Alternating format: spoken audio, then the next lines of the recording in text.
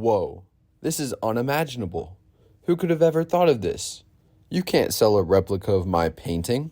The painting of the creation of Adam belongs in the Sistine Chapel, where it has a large context from which one can derive meaning and significance. The painting appears in a sequence of other painted scenes from the Old Testament.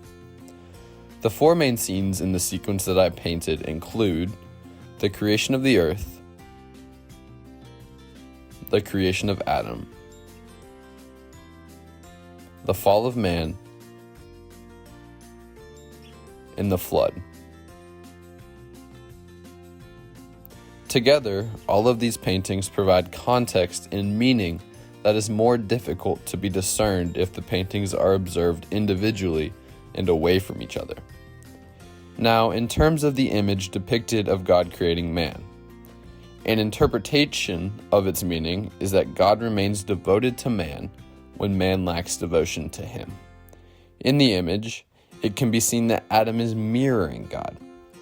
They both have a similar form and pose as they face each other. This aligns with the scripture that man is created in the image of God. However, it can also be observed that man is lazy and lacks devotion to God.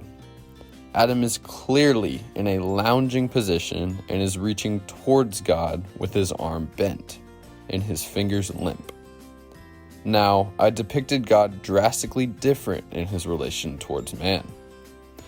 God remains fully devoted to man, as seen through his posture and form. God is not lounging, and is instead reaching out as far as he can with a straight arm and his fingers pointed towards Adam. God's devotion to man can also be observed by the earth around Adam. The landscape is barren and further signifies that God is solely focused on man. Just like everyone else recently, my focus within art has been on realism and the immanent world. I was able to make sure through science and mathematics that I controlled exactly where the eyes of the observer went. I used linear perspective to draw the eyes of those who viewed my painting directly to the union of God and man. The forms and the union of the hands of the two figures are the focal point of my painting. In my works within the Sistine Chapel, my real aim was not to create beautiful pictures that were pleasing to the eye, but rather to depict God in and through creation, to portray man's relationship to God.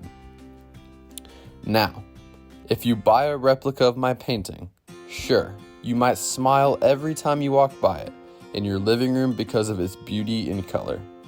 However, you truly won't know its significance until you see the full story, the full context, and that can only be observed in the Sistine Chapel.